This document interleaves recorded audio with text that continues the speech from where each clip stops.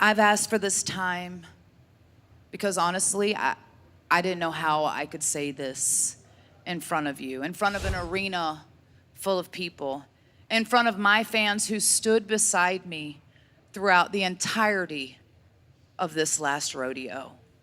And you know, when I set out on this last rodeo, it was on a mission. It was to prove that I still belonged, that I could still be equal to anyone in that locker room, and that I could still be your Knockouts world champion. And honestly, I don't know if I could have achieved that goal without you, because you helped me fight harder than I ever thought I could.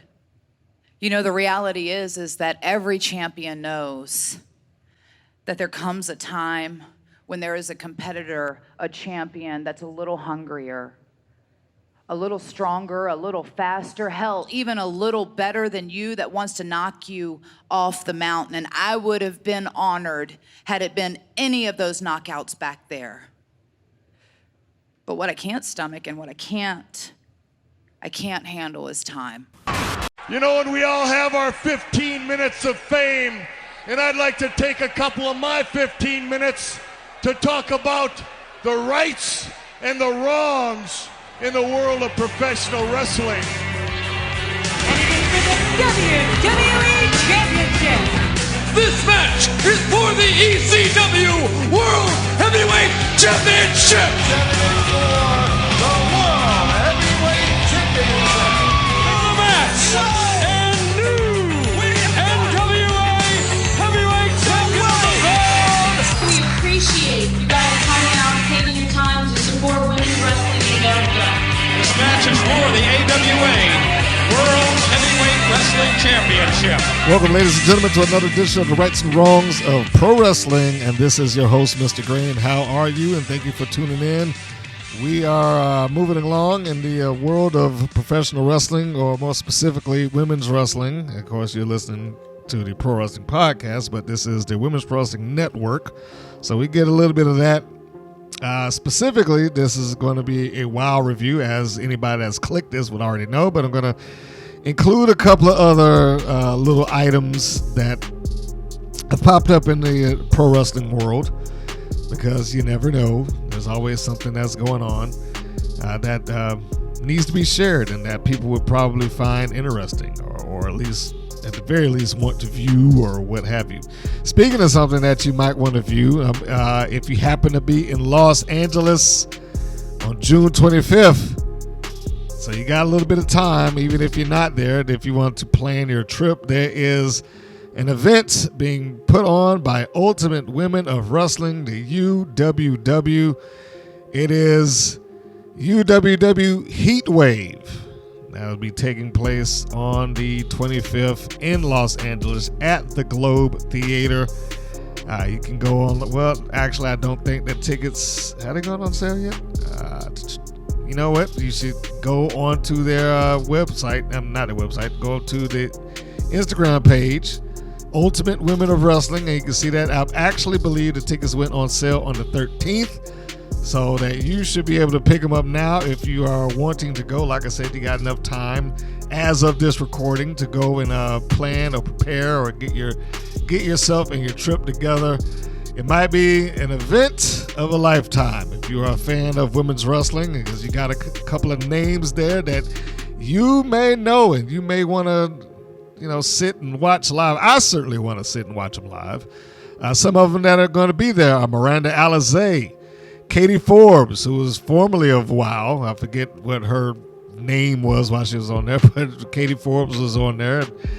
Viperous, Jordan Blue, Lady Tapa from Impact Wrestling fame, the Renegade Twins. Some of y'all might have seen them on AEW's television shows, or more specifically the Elevation programs. Heather Reckless will also be in the building. Jasmine Allure, Johnny Rocket, who you also may know as Robbie Rocket on WoW. Everly Rivera. Sound familiar? She is also as Vivian Rivera on WoW, which, I'll get back to that on a little bit later on. See, every time I say something good about somebody on WoW, it's always that they have had wrestling experience outside of WoW. But anyway, Brooke Havoc, Danny B, Melissa Santos, and the very polarizing Tessa Blanchard will be there. So you got time. And they also will be doing a meet and greet at the show. So you got a lot of things that's going on there. Just go on to the UWWFED on Instagram, and you can get all this information, or you can find the links to the site or the event Bright page, and you can get everything that you need if you are looking to go and attend. And if you are a fan, like I said, it is currently April. The event takes place at the end of June. You got some time to work it out or try to get out there should you be in the area or should you be wanting to travel.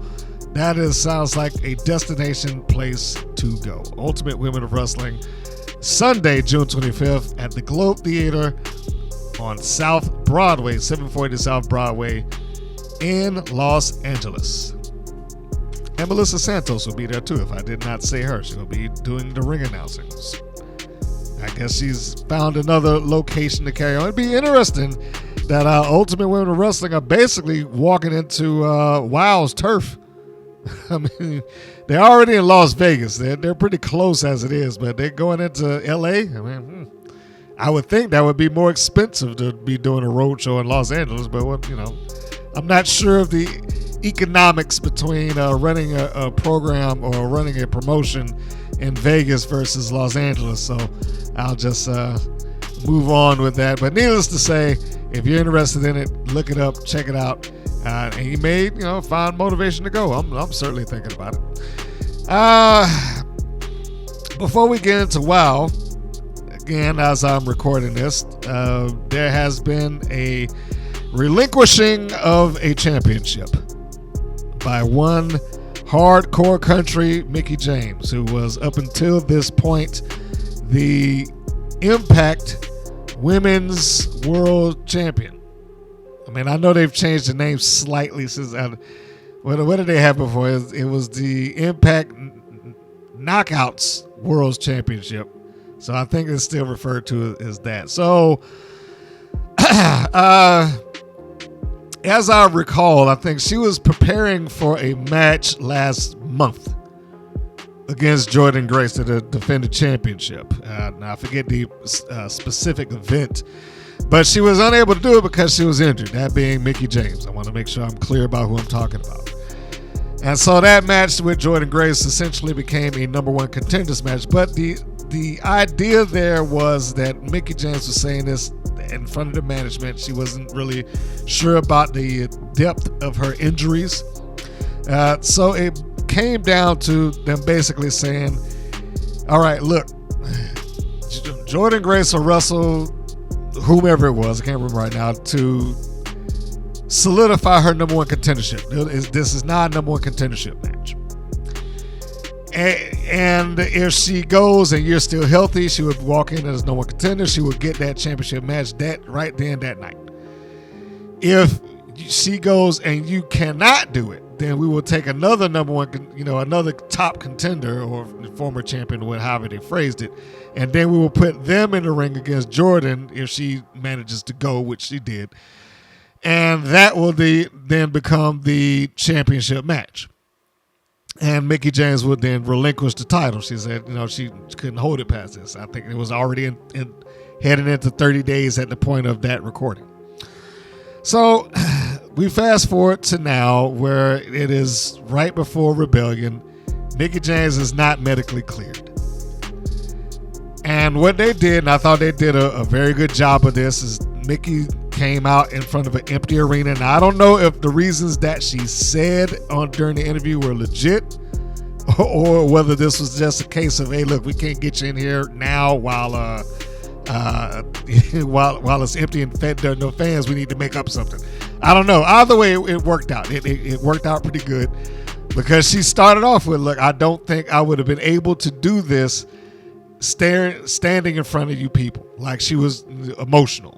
She didn't, and she knew she had to give it up, but she didn't think she would be able to do it in front of a crowd. And so it explained it away. It explained that situation and why she was doing this in an empty arena, which was darkened out. So you didn't really see all of that. You just saw her in the ring with her championship, her blue hat on her head, and a spotlight. She's talking about essentially her career and her not using the word old, but her being older and an elder statesman in the locker room, and now she's starting to feel and notice the difference. Like, it takes a little longer for me to heal from this. The kinks hurt a little bit more. The bumps feel a little harder, So she's giving this build up. She's doing a good promo here. She's cutting a promo on herself and her career, and the reasons why she why she's not medically cleared to wrestle and defend. She said she wanted to do it. She would have been honored to lose to any knockout in that locker room because she, feels highly about him. She put over the locker room in that promo, just like that. Took 2 seconds. She took her time. Look, I would be honored to lose to anybody in that locker room. So, but she's saying what it hurts is me having to do it this way, and she. In 4 minutes, Impact relinquished and set up a new championship match and had some degree of heat behind it. As this promo is going on and she's in the ring, backstage at what wrestlers refer to as gorilla position, but they only... Listen, I'm just going to sidebar a second. The only reason it's called the gorilla position is because the WWE calls it the gorilla position. And they did that because Gorilla Monsoon sat there all the time. And it just became a nickname and it stuck. There's no reason for every other promotion in the world to be calling that stuff the gorilla position. Gorilla Monsoon didn't work there. All it is the standby spot. That's pretty much it. Okay, I just had the sidebar do that. So anyway, Jordynne Grace and Deonna Purrazzo are basically sitting at standby, watching the monitor, looking at Mickie James give this promo in front of the empty arena. So it adds another element. We see Mickie James in the ring. We see the 2 contenders. Man, I probably should put my phone on mute when I'm doing these things, right? But yeah, she's standing in the ring. The 2 top contenders are now sitting at the table watching this. They're not saying anything, but they're watching it, and it's all in their body language. It's all in their body language. There's a feeling of concern and intenseness off of Jordynne to some degree, and Purrazzo shows slight concern, but also very nonchalant at the same time. It's like she's maintaining being a heel, although I'm sitting in this position right now and I have to show a modicum of respect, if that makes sense. So we're still going on, and Mickie James gives the big speech. He cuts back to the ring, and then we have her do the deal. She takes the championship off. She lays it down in the middle of the ring, along with her hat and the microphone. And before she puts the microphone down, she essentially tells the 2 contenders, like, Jordynne, Deonna, it's your time now. So she puts it down. So it's left on. We have no idea if Mickie James is coming back because she herself is like, I don't know. It's harder for me to do this. I had to prove it to myself. I had to make sure, feel like I could still go. And, here I am now. I'm hurt, and I can't, really make that comeback. So, she gives that up. And, again, we don't know if this is it. We don't know if this is the last match or whatever. They left that kind of open-ended. Cut to the back, and you see Jordynne Grace get up again. There's intensity in her eyes. Well, Purrazzo's just kind of like, oh, well. They look at each other. Jordynne walks off. Purrazzo has a little smirk like, okay, I can get my championship back now. So all of this to say, it was what I thought to be a very good promo out of Impact Wrestling, out of Mickie James, to relate all of what she needed to relate to the viewing audience, to everybody that's watching Impact, or either on Access TV or the way I did it on YouTube, is, very simple, but it was good. And it got it across. Sometimes you don't need to do a bunch of complicated stuff. Sometimes it's just the performer and they can deliver the goods. And Mickie James delivered the goods. These are the things, and if I'm going to connect it to WoW in any way, these are the things that I feel like WoW misses out on. By wanting to overproduce things, by wanting to, everything's got to be a vignette, or somebody's got to act in the scene, or we got to have a different set, or this, that. Nobody has been on the microphone and spoken more than a minute, and I would think, I don't think anybody's had it or two, if it's more than one person in the ring.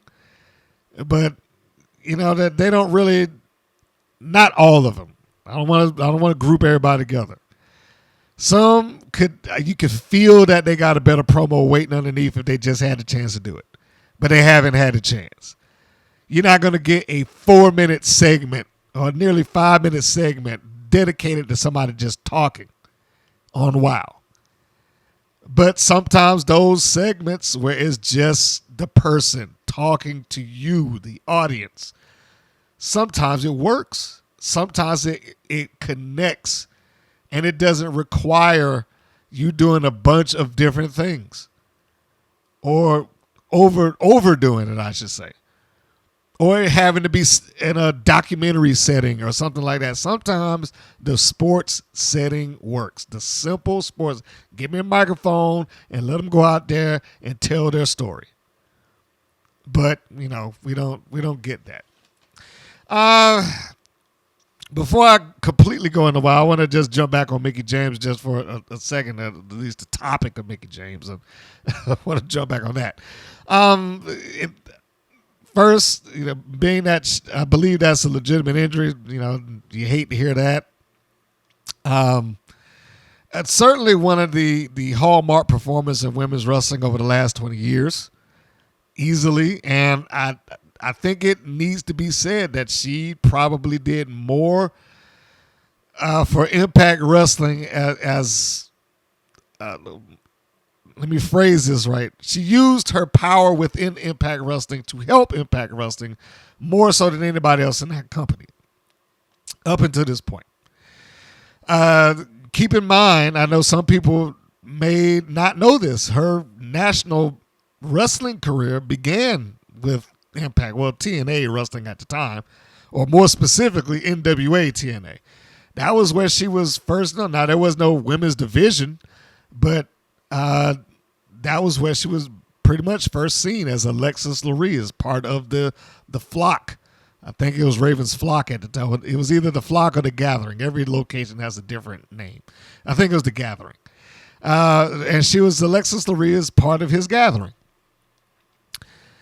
That is the first, despite the fact that it was all pay-per-view television, that was the first national platform that she got the chance to perform on. And then she went to WWE, and then it just kind of went back and forth. She went, TNA to WWE, back to TNA, back to WWE, back to, then became Impact, WWE again, and then she came back. So she's had this, back and forth career between the two, and I'm pretty sure both of them feel like home for her. But what she did for Impact was, somewhat unparalleled.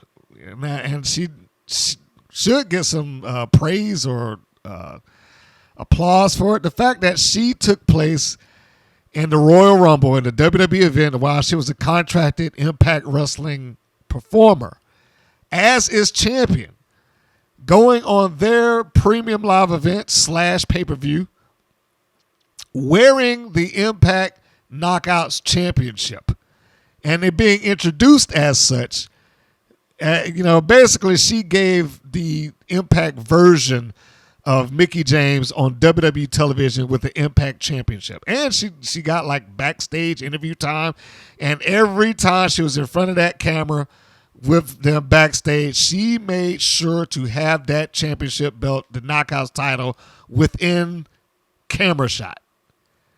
She, without saying blatantly, hey guys, I'm on Impact Wrestling, go watch me, without her actually saying that. She advertised that promotion to millions of people around the world and millions of people that's online that look at everything the WWE does. So, I mean, whether they had a turnover from it, whether they got more viewership from it, or, you know, whether it actually translated to people that know what Impact Wrestling is now, I don't know, and I'm pretty sure I probably would not find out unless I get a chance to talk to one of them. But it was a big deal, and it's a big thing. Nobody else on Impact's roster, past or present, can I think of, did anything close to that. I mean, I know WWE did a swap with Christian Cage and Ric Flair for the Hall of Fame and Slammiversary, but that's not like going into the ring and wrestling. She being Mickie James actually went there and wrestled in the Royal Rumble and cut a promo on Impact Wrestling Television saying that she was going to WrestleMania. It was all good stuff, and I think that, you know, that is a portion of her career that should be highlighted, particularly by Impact Wrestling. And if they are still doing a Hall of Fame, she is a shoe-in for it. Absolutely. And I guess we'll find out who the new Knockouts champion is as I'm recording this later on tonight. So anyway, we're going to go now into the show that I advertised that I'm talking about. That's episode of WOW, which is episode 30. WOW is trucking along. I say that every week now because I am so surprised that they have actually learned the lesson and not gone into hiatus and not taken a season off like they feel like they were a TV show, like a normal sitcom or something. They're like, no, wrestling is not like that. It doesn't work that way. It never has. Let's not take these hiatuses. It just creates problems. You know, you're not Abbott Elementary or Modern Family or Friends or whatever. Your wrestling show, be a wrestling show. The show starts off the way that it always does. Welcome to WOW, and they do the preview of the matches. It is the opening segment. Very rarely do we get a variation from that, but they got their opening graphic now, and that's the way that is presented week in and week out, and I'm pretty sure they're going to stick to it. The week prior, they advertised this as a mystery team that would be under Sophia Lopez, the greatest attorney in the world. And I think I said during that podcast, it wasn't hard to figure out that Vivian Rivera was going to be one of them. I mean, you could, even though she was wearing a mask, you could see it in her face. You could recognize the other one. Her partner, however, had not been on a while, and without that kind of access to seeing her, you wouldn't have known anyway. But it is a young lady wrestling by the name of Sylvia Sanchez, and they were going into the ring against Steffi Slays and Jennifer Genzi Flores. This is a match that on her Instagram, Sophia Lopez is very proud of because of the Mexican representation and all that stuff like that. And that was the other reason I found out who it was before the show came on, because she posted it. I love me some Sophia Lopez, but I will say if there's anything that works against WOW on some occasions, it may be doing things like that. I would probably, if I'm WOW management, I would probably try to rein that in just a little bit. I'm not saying don't put it up, but if you're going to say on TV that we have a mystery opponent, tune in to see who it is, then you don't want that spoiled before you go into it, because that takes away one of the elements that I'm tuning in to watch. If you're advertising that as a lure for somebody to tune in to watch a show, then you shouldn't want that spoiled on Instagram or Facebook or YouTube or anything else. That information should be kept to the side, and it feels like there's a case of the left hand not knowing what the right one's doing. Because I was about to say that should be left to the side for your graphics department. But as I was about to say that, it just struck me as like somebody instructed the graphics department to do that. So either, I know that whoever's doing the graphics are just doing what they're told. This is what I'm asked to do, so I'll put these out. So you can't really get on them. But somebody needs to do a quality check. And I know this isn't a review for the show. This is just a review for the promotion overall. But somebody needs to do a quality check. If you're going to do that, like I just said, if you're going to say, watch next week because you'll find out XYZ, then XYZ should not be unveiled on Instagram or any other platform that they have access to. So if I'm down, if I'm management, I would tend to try to rein that in just a little bit. And again, I think she's a fantastic performer, but there's a lot of breaking kayfabe on Sophia Lopez's IG page. I think that's another thing. She might want to throttle that back a little bit. You want people to buy into what you're doing. I know by trade, she's an actress. And, having her on here, on WOW, as Sophia Lopez, she's going to be taken into the wrestling world.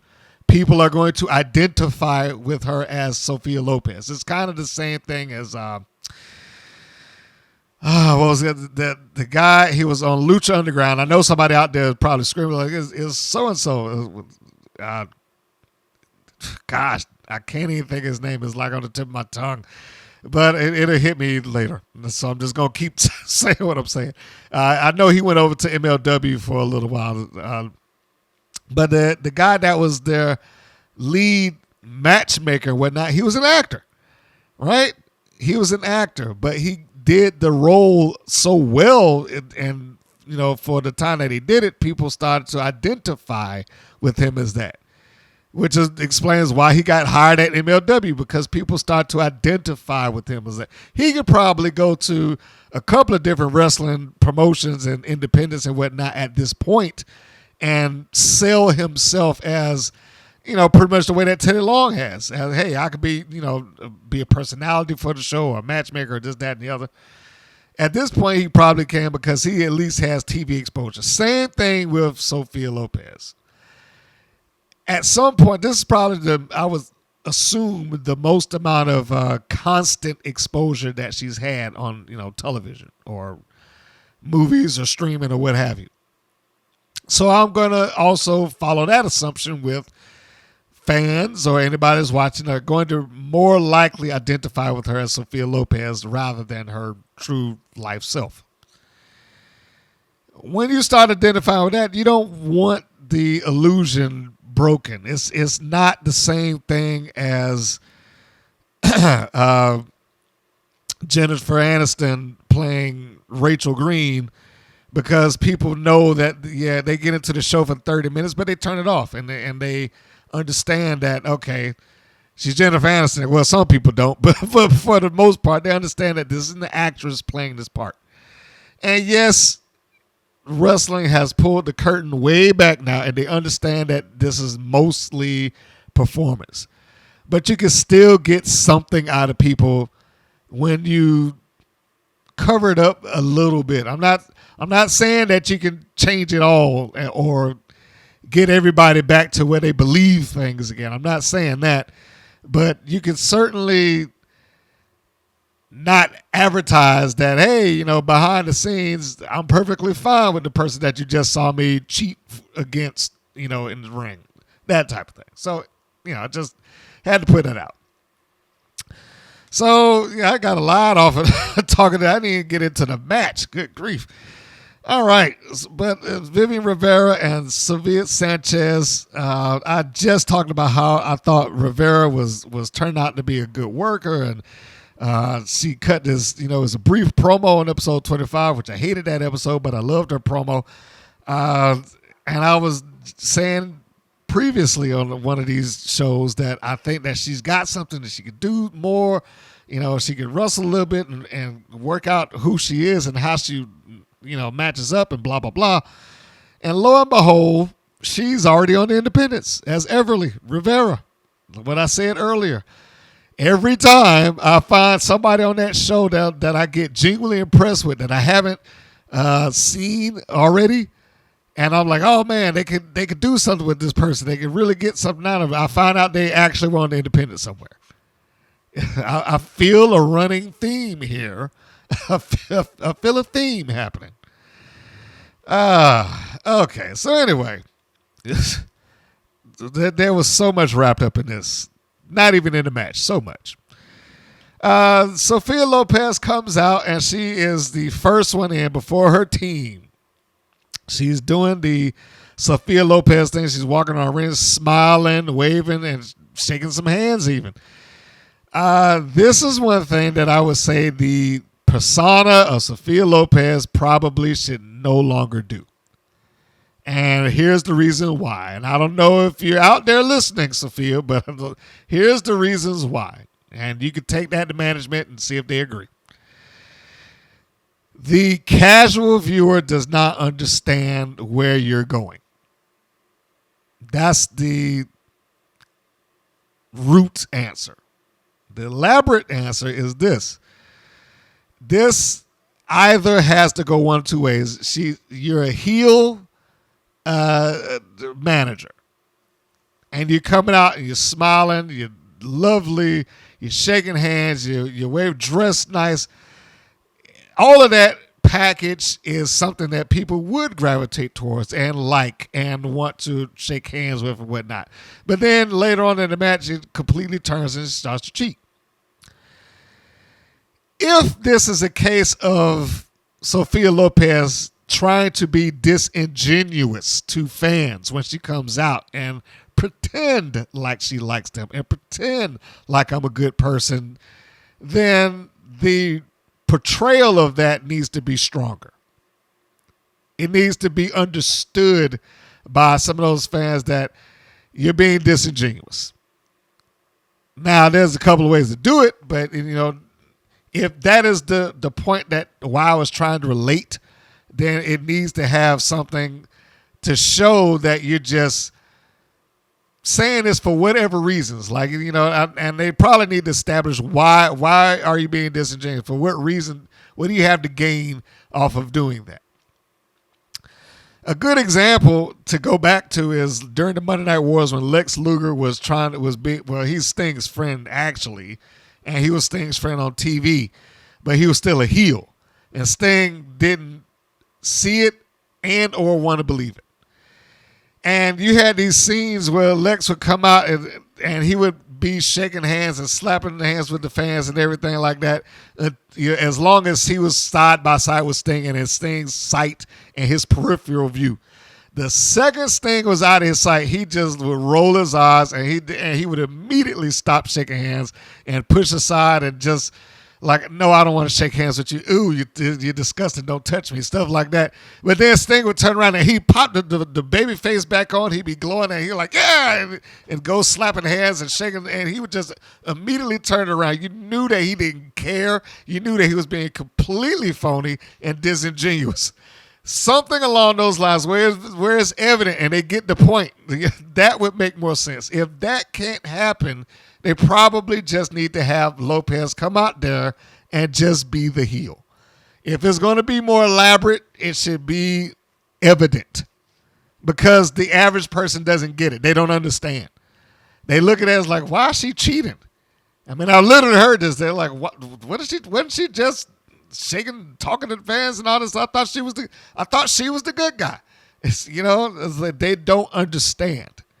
And they should be understanding this primarily when they walk through the curtain. When you come out, the people out there should understand who you are and what you're doing. Or at least a fair assessment. So that is what she does when she comes out. She's shaking hands. She's smiling. She's lovely. She gets in the ring. She asks for the microphone. She takes it and she cuts the big introduction for her clients.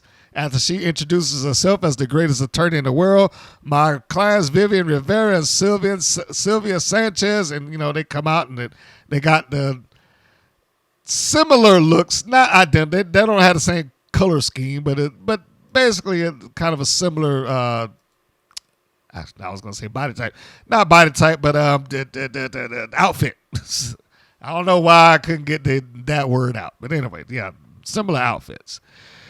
And once they're in the ring, then here come Slays and Jennifer Gen Z Flores. This is Bully Busters version 2 or 2.5 or 3.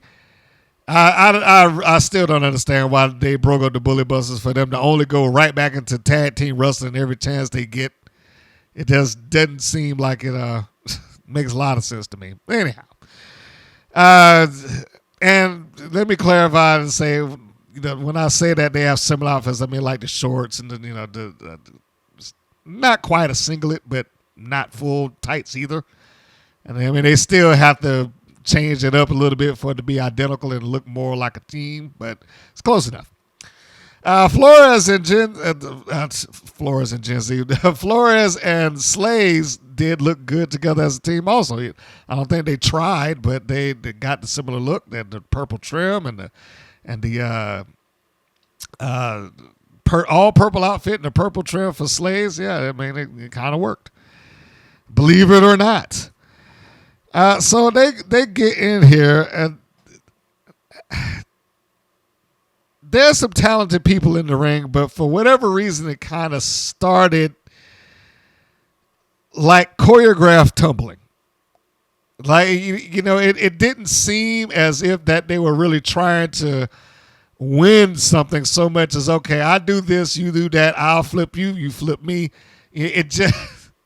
I can't really explain it. Maybe it's just the first sequence of moves that made me feel like that, but it did not come off as a competition. It just came off as an exhibition of exchanges of moves and holds and flips and so on and so forth. But both of them actually do look good. I think this might have been a case of needing to get the rhythm going.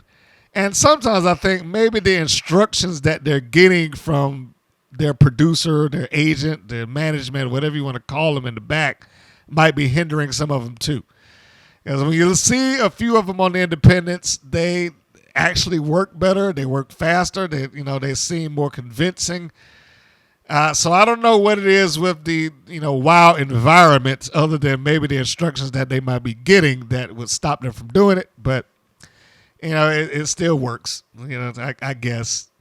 Like I said, little, maybe a step or two slower, but it still works. So we won't get on them too bad for that. There was a few minor rough patches in the course of the match, but I stand by what I said about Rivera.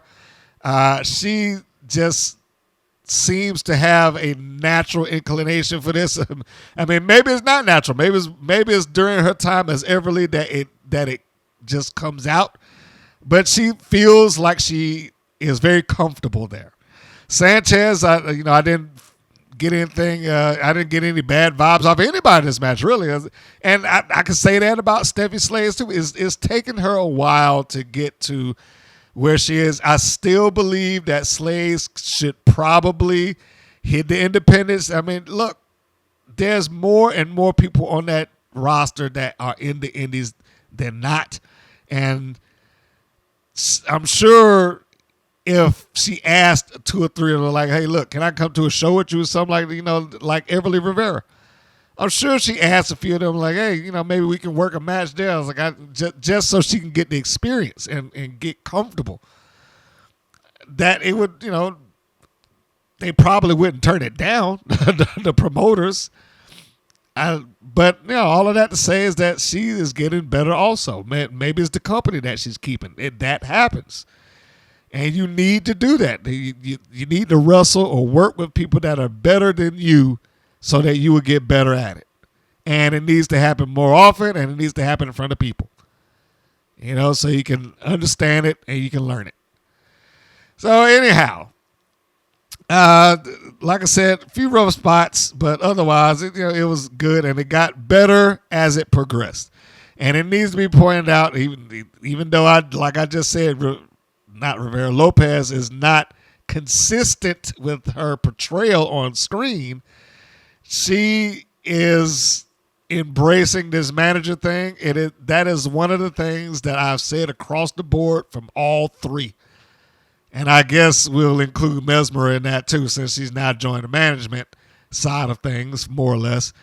But Lopez, Smart, and Star have all gotten more involved. They've gotten more physical. And in this match, Lopez gets Steffi Slays by the hair and just takes a handful of it and smacks her head right into the side of that apron. I mean, and you got to give her credit. And now I understand that she protected herself, and yes, they did cut on the Impact to protect the integrity of the match. And I don't mind it when they do it to protect the integrity of the match, meaning you don't want to show something on camera that's blatantly fake. But just cutting just for the sake of cutting, that's what I hated. Anyway, but Lopez got involved, and I love that she is more in tune with who Sophia Lopez is, at least as a heel. I just want her to take a solid direction and how she's portrayed going forward. I mean, but she gets in there and she has learned to cheat and wait till the management or the referee's back is turned and all that good stuff. I would say that I don't know if she's actually trying to learn it, but I would say she's at least learning. Whether that be through osmosis or somebody actually telling her, but she's learning. And I hope that she continues on. I hope that she learns how to cut bigger and longer and stronger promos. I hope she learns how to do all of that stuff. And maybe we'll actually get the old 5 minutes with Sophia Lopez match. So, clearly, Sanchez and Rivera are the heel team here. And Slays and Flores are the baby faces.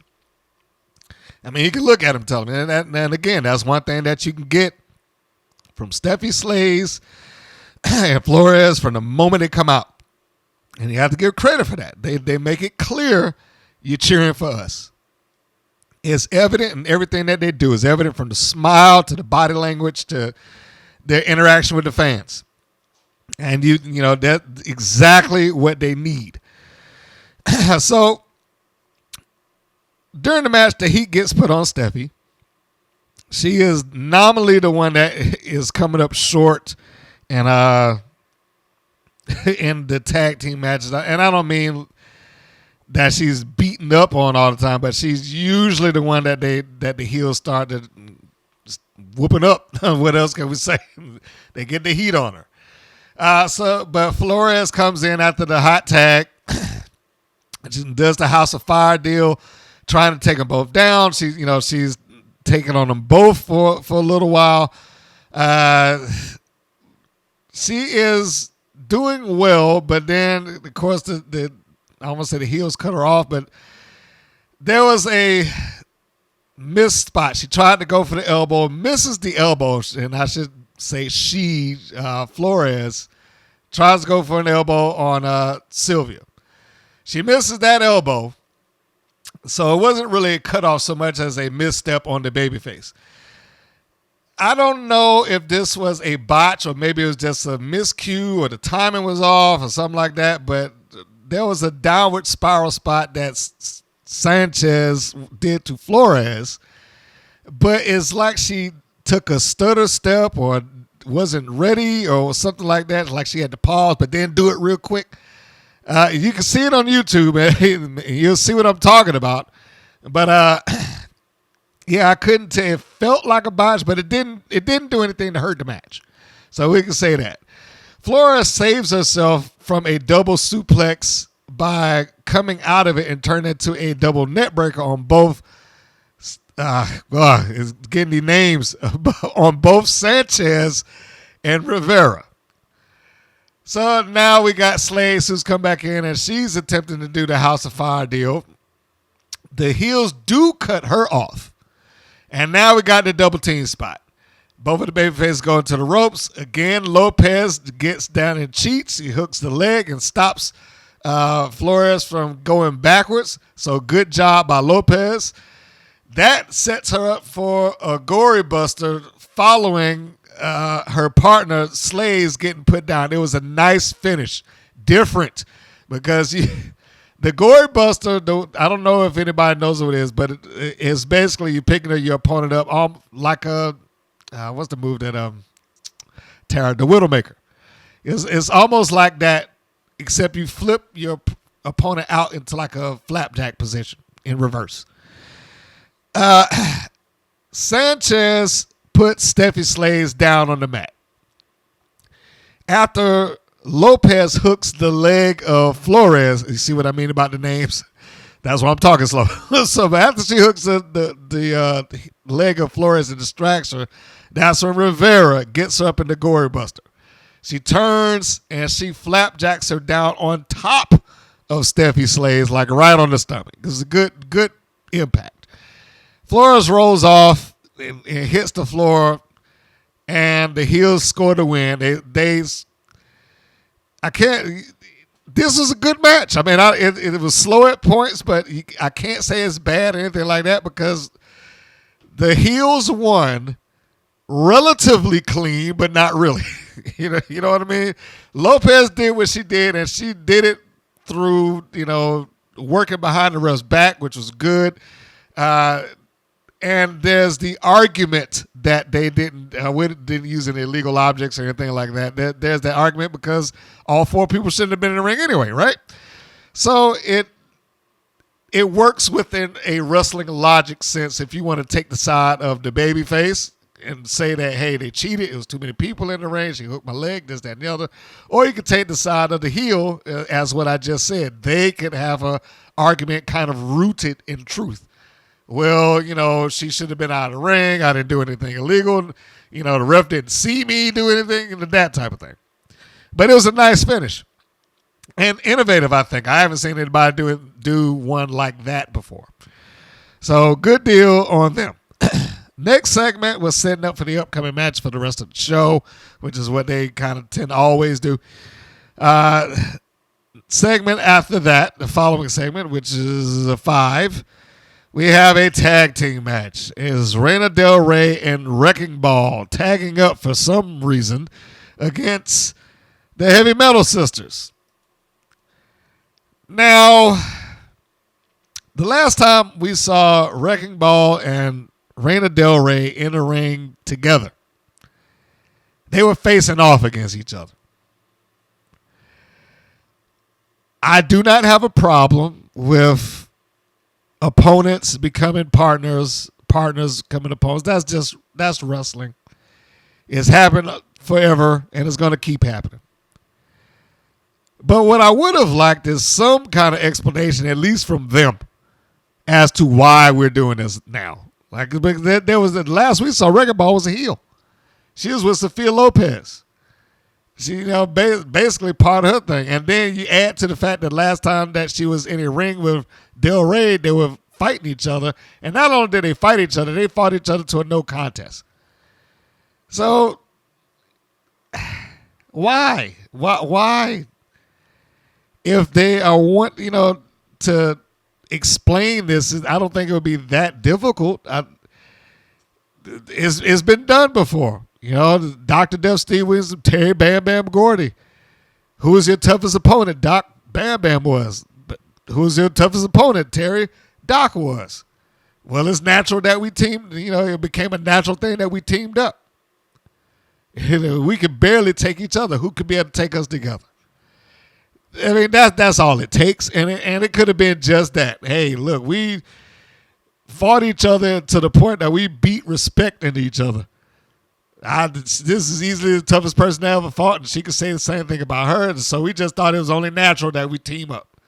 If we actually wanted to go out to the tag team titles, who could stop us? Right? It's one of those things. But here, and again, as I was saying, Wrecking Ball was a heel last time we saw her. Reina Del Rey was a heel last time we saw her. She was going after the World Championship, and for whatever reason, I guess once the Beast was hurt, all aspirations of being the champion just died. She hasn't brought it up. She hasn't been mentioned within the championship contendership. She hasn't been, even brought up as a remote main eventer as a threat to the title. So I don't know. This seems like another one of the things that they're just starting cold without any rhyme, reason, or explanation. So we just got this team now of Wrecking Ball and Reina Del Rey together against the Heavy Metal Sisters, who last week or the weeks previous to this were presented as having problems, and well, they've been at each other for weeks or whatever they said, which was not brought up here seemingly at all. So I don't even know what to say about this. So let's just get to the match, because neither one of those things make a great deal of sense. But, it is what it is. WoW does that sometimes. And so in the case of this tag team match, this will be Reina Del Rey standing in for Max the Impaler instead of the tag team of the Wasteland that Heidi Horowitz, who we now know as Wrecking Ball on WoW, normally tags with. And this is one of the few times I would say that WoW got the name better than the person that came up with their own name. Wrecking Ball does sound better than Heidi Horowitz. At least it's a more marketable name. So we got the Heavy Metal Sisters 2.0 as we come down, because the Heavy Metal Sisters were an act that were created in Glow some 30 years ago. But I guess coming on television, calling yourself the Psycho Sisters didn't work, so they had to change it. Which is also what I expect to happen to Candy Crush, as I've said on a number of occasions, but we'll move on. So this is kind of presented as two of the toughest teams in WoW going against each other, et cetera, et cetera. This would probably mean more in terms of that if the Heavy Metal Sisters had a reputation for that. I mean, the only real thing that makes them in the WoW universe like the tough team, the chains and the leather and the face paint. If they had the reputation for it, I mean, those kind of statements would make a lot of sense to me. It's like, hey, they're the toughest, and if they was putting people through tables and just violent overall and not wanting to be contained or held, then this would make a lot more sense. Or again, those statements would make a lot more sense. But the match starts off, despite the fact that, again, we got Wrecking Ball and Reina Del Rey together with no explanation to that, and seemingly on the same page up until the bell started, or the bell rang. The bell rings, Del Rey is in the ring, and Wrecking Ball tags herself in like, and she gets her like, get out. And she looks back at her like, oh, well, hey, look, I'm the legal person now. And they're talking with each other, they being Wrecking Ball and Del Rey. The Heavy Metal Sisters then charge in and attack. This does not look like a team that's having problems in-house. Everything that is, from the moment they walked out to the second they was headbanging on the ropes to them decide to attack together, this does not come across like a team that's having any sort of issues. They didn't even do anything subtle, like have like minor words with each other, or let me walk out in front of you just a little bit so people can get just a seed of doubt. None of that took place. They seemed pretty well in sync, so I don't know what the story of the Heavy Metal Sisters is supposed to be, or even if that story is still going. But they start out, and they get the heat on Wrecking Ball, doing basically heel stuff. So assumably, the Heavy Metal Sisters are the heels in this equation. Although Wrecking Ball and Del Rey both also have a tendency to cheat. But without them actually saying or getting a promo or doing something else or being clear about what they're doing in the ring, it doesn't come across.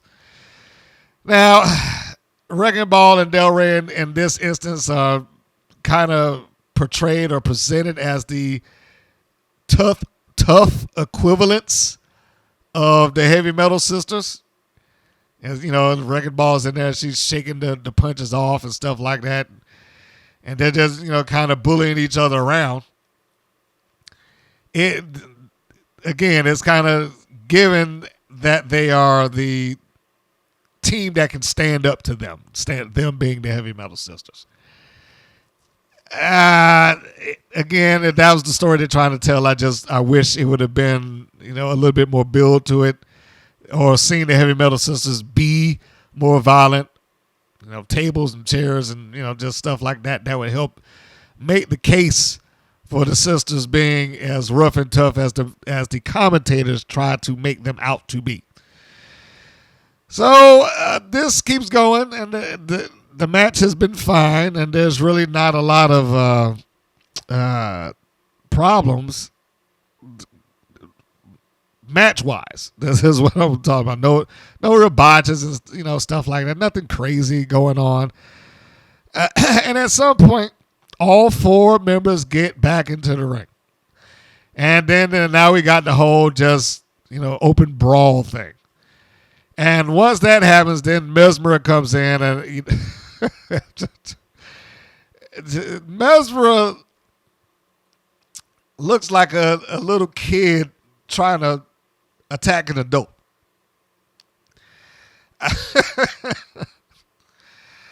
I don't mean that, but her forearms and her punches are not that strong in this when this is happening.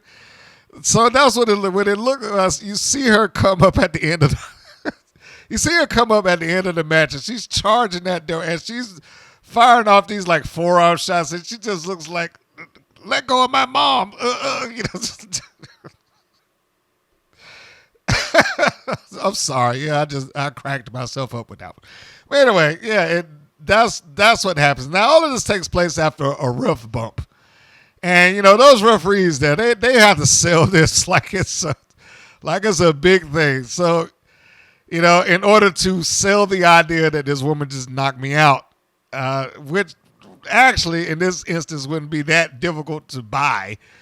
Del Rey's beating on Fury in the corner, and she brings back a big haymaker, and the elbow goes into the ref's head, knocks him down. While he was down, Razor takes advantage of it, and she picks him up by the belt and like chucks him out of the ring. That's when you got the melee. That's when Mesmer comes in with, you know, the kid punches, and that's when this is a no contest. Match is over with.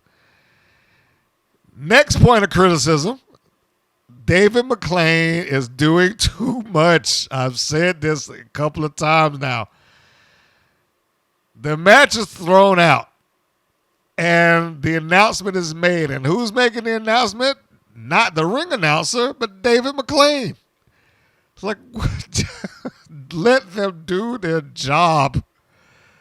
Hey, why? He's the matchmaker. He's the voice of authority. He's the ring announcer. He's the lead interviewer. He's the lead commentator. I know it's your company, David, but come on. You ain't got to announce the winner or the double disqualification too. Just let some of them do some of the work. They do get paid for a reason. Let them justify their salary. So the match is thrown out because of the wild contest and the wild nature of all 4 competitors, and they just couldn't be controlled, and the match just lost its way.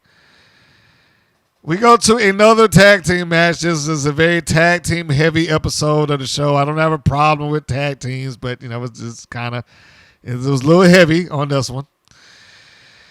We now have GiGi, Gianni, and Amber Rodriguez, the former Commander Spars, who turned to the dark side for no apparent reason. They are tag team against Coach Campanelli and Randi Rara 2.0, as she is also someone who has inherited her name. I wish that Rodriguez and Gianni at least had some interview or promo or something. They have not even spoken since they have been paired up as a team. They have yet to get in front of a camera, pick up a microphone, and even remotely say, hey, this is why we're together. This is what we want. This is why we chose to be a team, or this is why I decided not to be Commander Spars anymore. None of those things have been addressed. None of them. It might have been said in some random comment by one of the announcer or commentators, but none of these things have been addressed. And it's been 30 weeks now. There's absolutely no reason that you cannot put explanations behind some of this stuff that's going on.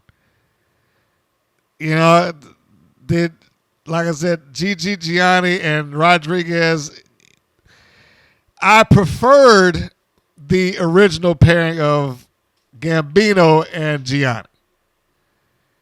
They seemed like that. There's another one. That's another unit or team that I looked at. I was like, oh man, I'm really digging this. And I found out they both on the independents. But anyway, I started to like the team, and then all of a sudden Gambino's gone.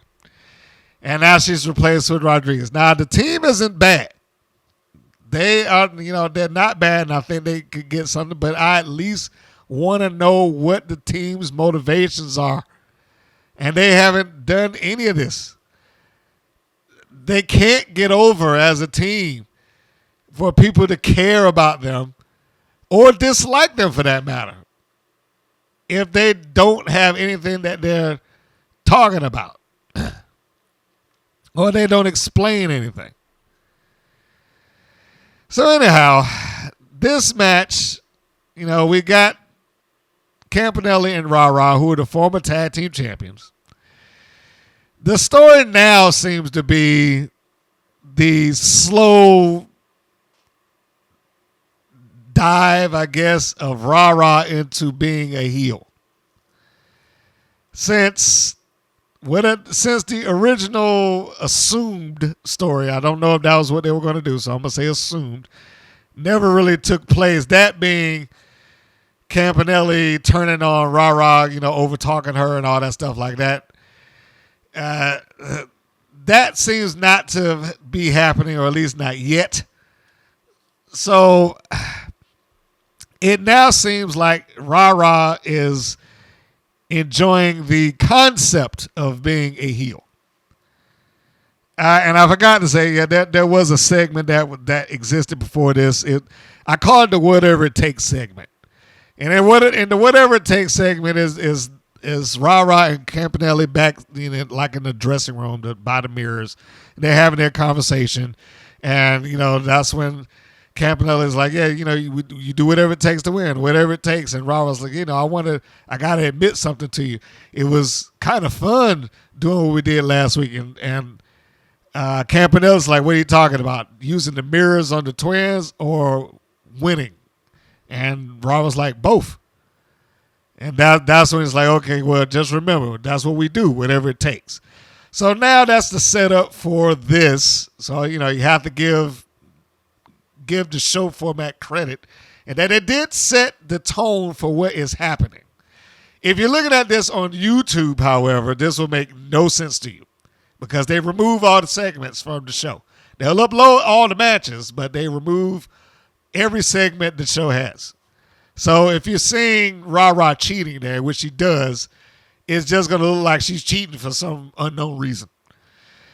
But here she's starting to enjoy doing stuff behind the ref's back, I guess. So you got GiGi, who goes down at some point, and while distracted, Rara goes and she takes the coach's whistle and the rope, the little necktie that's on it, wraps it around GiGi's throat and starts to pull back. Then the ref turns and then, she lets go real slow, like, I didn't do anything, that type of thing.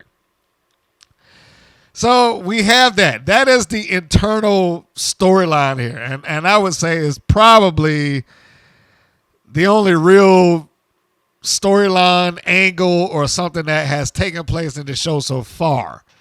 You know, at this point, you're about halfway through the show, and this is the one thing that has been ongoing and going someplace else.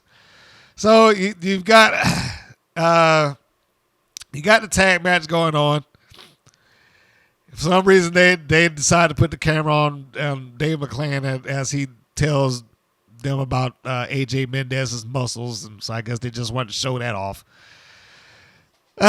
But for all intents and purposes, you know, I think you got a heel team and a semi-heel team that's going on in this match.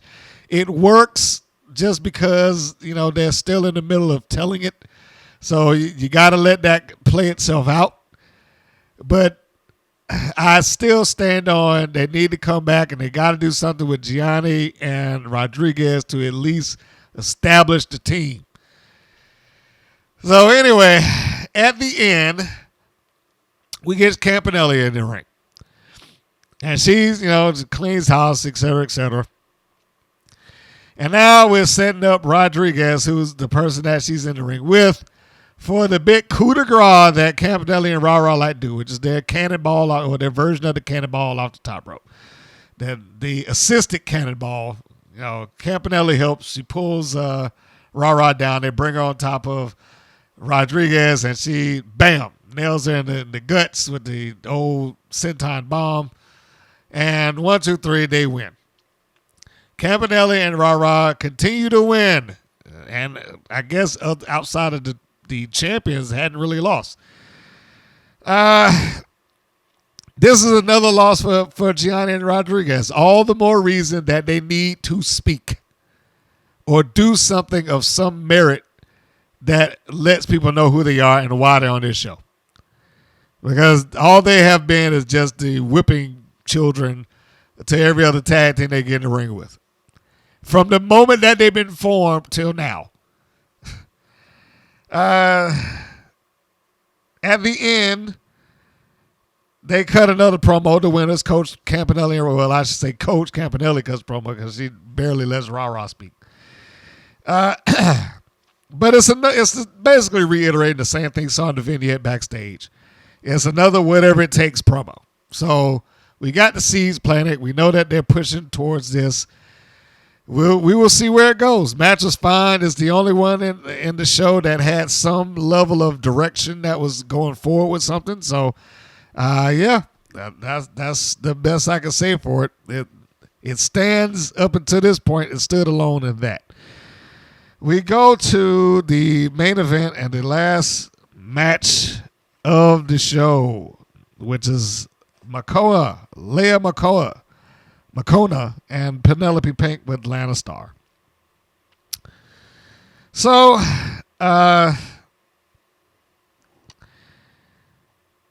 they took their time in introducing both competitors.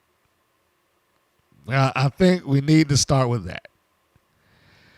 Because while doesn't really change things from one week to the next, with very few exceptions. And so it becomes difficult for them to create a big fight feel. You know, they can't really change the set too much. They don't have pay-per-view, and they don't have a special event syndicated show, or, I mean, they might do it in the future. I don't see why they don't. But they don't have those things to where, you know, because of the event itself, this is a bigger deal.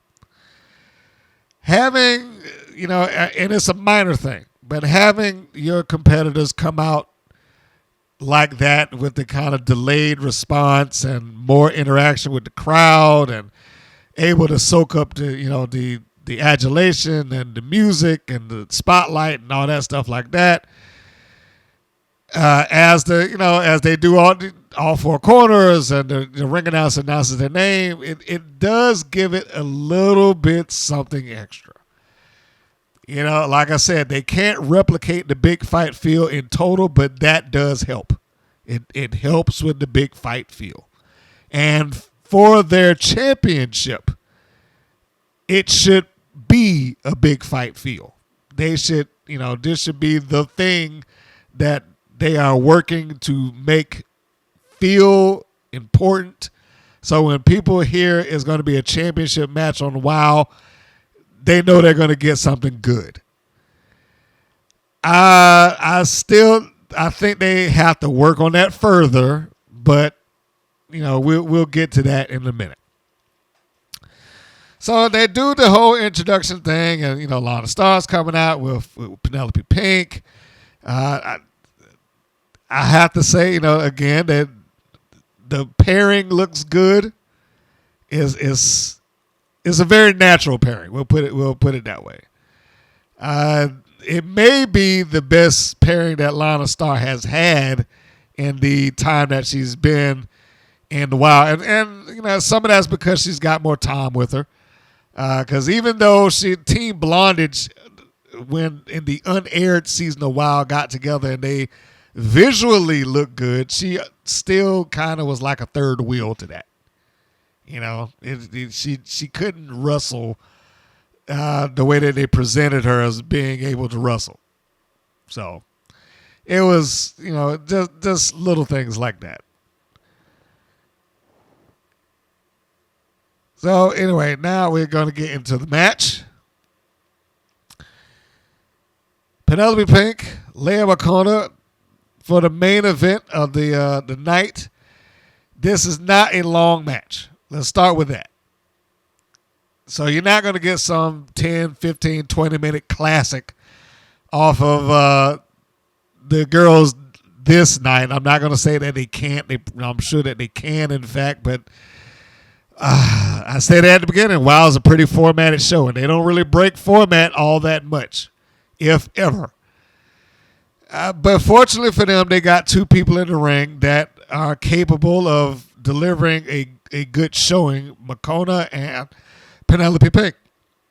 The match started off with Pink taking off her jacket, and as the referee's talking to Lana Star about instructions and whatnot, she throws the jacket in McCona's face and just goes in and attacks before the referee stops it and breaks it up and all that stuff, or before the referee notices, I should say. This main event was, even though short, it was fine for me. Because if they take the route of building this up, this can go somewhere, and the matches can get bigger, and the matches can get broader and stronger. They can go from this 6 or 7 minute match, and then they can get to where you change the stipulations. We're going to handcuff Lana Star to a police officer so she can't interfere, or put her in a shark cage, or we're going to get a 2 out of 3 falls for the duration of the program. So whatever, it's going to be a falls count in it. Something that will give it that little extra oomph and make it feel special. Whatever stipulation you have to add. Because basically the point of the stipulation is to kind of help add a little something to an existing feud and build it up to where it makes it allegedly even for the babyface to, take on the heel without fear of them being cheated. So let's get to the end of it. Lana Star, for the most part, stayed out of, we'll say, harm's way in this match. At the end of it, now there was a part where I got to say McCona probably saved Penelope Pink's life. She sent her into the ropes at the end and was catching her for a Samoan drop.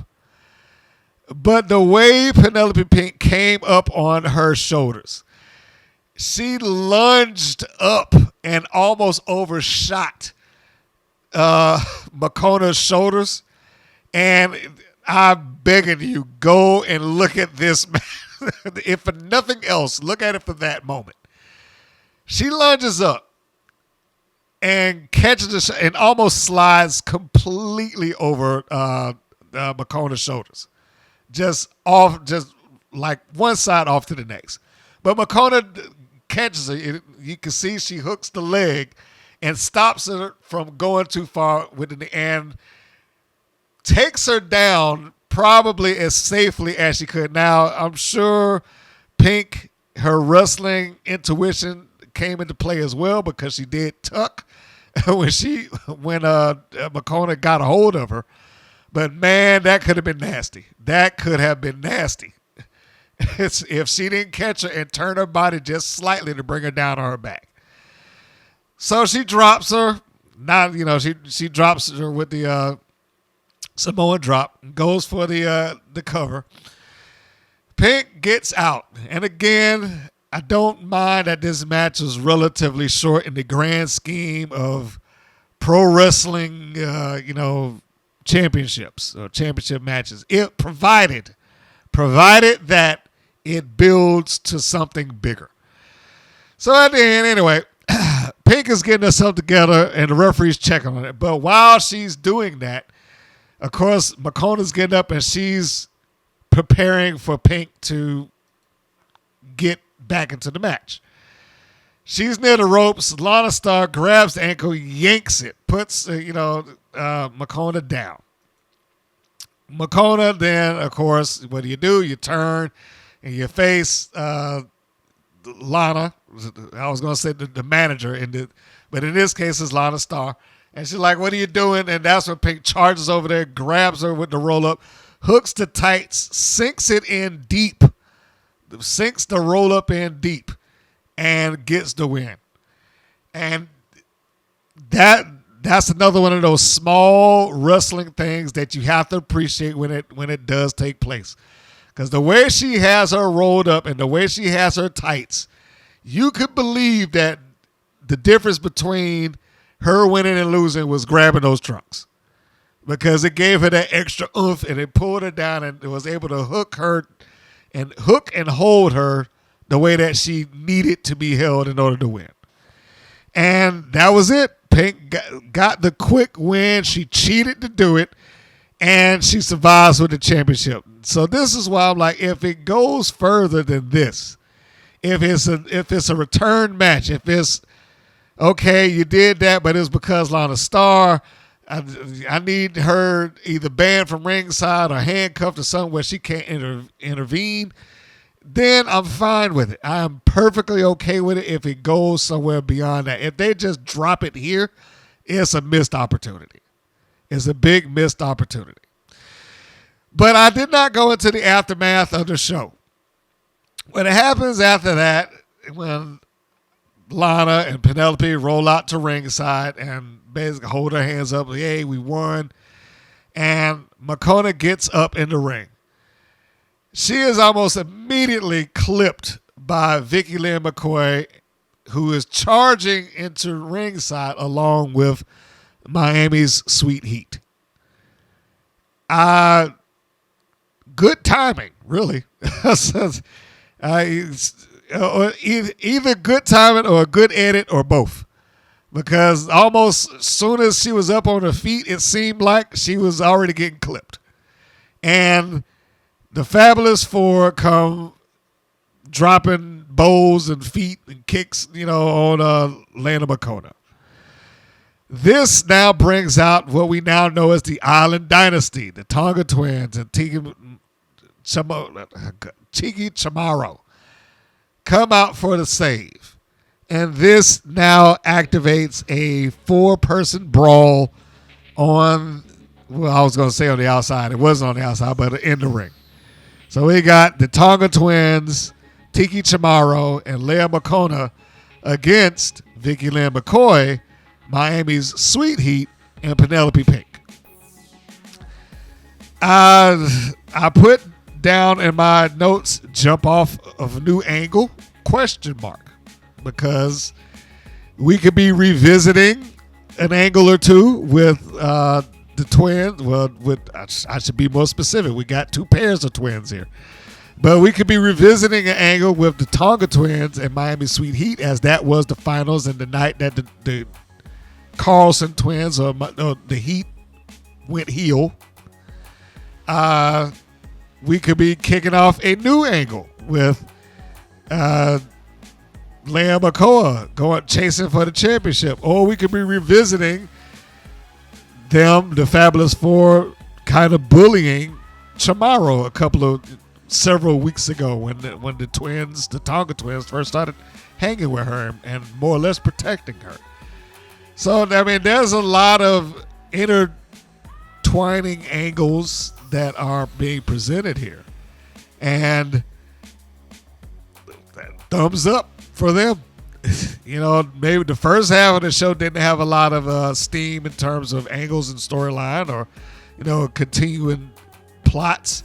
But this one does. You know, the second half, we got the Campanelli and Ra kind of feeding into their angle or their storyline. And here we got the angle of the Island Dynasty, all 4 members against the Fabulous 4. So, I mean, where that goes at this point, I don't know. Whether they go to a elimination match like Survivor Series for a chance at the championships or something along those lines. I mean, it should be a big deal when they actually get to that. They should build into this. They should get to this at some point and put some stakes on the line and some sort of top tier money drawn match. I mean, I know they don't have to draw money, but because they get most of their stuff off of ad rates. But yeah, whether that's going to be an elimination match like you get at Survivor Series, or I don't know, so a 4-person no disqualification match, or a War Games type match where they go in, you know, if they build a ring and a cage around the ring, and all 4 of them do what War Games do, just in a singular cage, or, you know, something along, whatever it happens to be. All 4 of them together, you know, should be a big match, and hopefully that will lead into other things, you know, provided that they go into it. That the match itself should be a jump off. It should be a big jump off, baby. And I'm just gonna say now, baby faces should go over because the heels don't need to win it. They got all the championships. They got the world title. They got the tag titles. They're in control. They do not need to win a 4-person match. They need to lose it. And the baby faces need to be able to win some stipulations of, hey, we want this. I want a shot at the title. Whatever the case would be, they need to get something out of the inevitable confrontation that's going to come up. And that will do it for that episode. What would you grade it? What would you give that one? C+. I don't think it was a bad episode by any means, but it's still taking a little bit of time to get to the meat of certain subjects. Like the most compelling thing that took place in the entirety of this show was the main event. Makona and Pink in the main event match, which I thought was a good match. I don't think I said that during the review, but it was a good match. But it stood out, and I hope that they get the chance to do it again and elevate the match. That is my hope. I am concerned that WoW will not do that, but I really would like them to come back and revisit this and let them kick off some sort of feud over the championship, and the matches get bigger, the matches get stronger. You know, they get, you know, more, not complex, but more elaborate, I guess. Just enough for, you know, so people can feel like, okay, this is something. They going this hard for that belt. It must be something behind it. I mean, you at least subconsciously feel like that this is worth fighting for. So that's it. You know, that's what I'm aiming for or hoping for with what's coming up. We will see in the upcoming weeks. So when we get to the next review, hopefully we will have some new information as to where we're going and how this is going to, you know, unfold going forward. And with that, I think we can call this an episode. Folks, thank you for tuning in and listening to this review and talking about wrestling and women's wrestling with me. Be sure to go to the website and show your support. I appreciate the support of you liking the videos like you have. I appreciate the support of you looking at the videos and downloading audio and checking out some of the other stuff. And for those of you who decide to buy, go to the Teespring store, I appreciate that. All of it helps. All of it helps keep the channel going. All of it helps keep new content able to be made. So, thank you. That's all of that to say thank you for your various means of support. And with that, you can go to WPNWrestling.com if you want to go further. You want to see everything collected in one location. It is the nexus for the podcast. It also houses a 24-hour-a-day, 7-day-a-week stream of all the matches and extras and interviews and so on and so forth that exist on the Women's Pro Wrestling Network channel. It is all there all the time. So if you want to go in and just sit down and watch that, hey, be my guest. And with that, I think I have covered it all. So in closing, as I do every week, this is Mr. Green saying that this is Mr. Green saying so long, and we will see you on the next go-round. Take care, everybody. Thank you for listening to the WPN's Rights and Wrongs of Pro Wrestling. If you have questions or comments, please contact us via our Facebook or our YouTube channel at the Women's Pro Wrestling Network. If you're new to the WPN, feel free to subscribe to our channel and like our page. We appreciate your support. Thank you again for listening.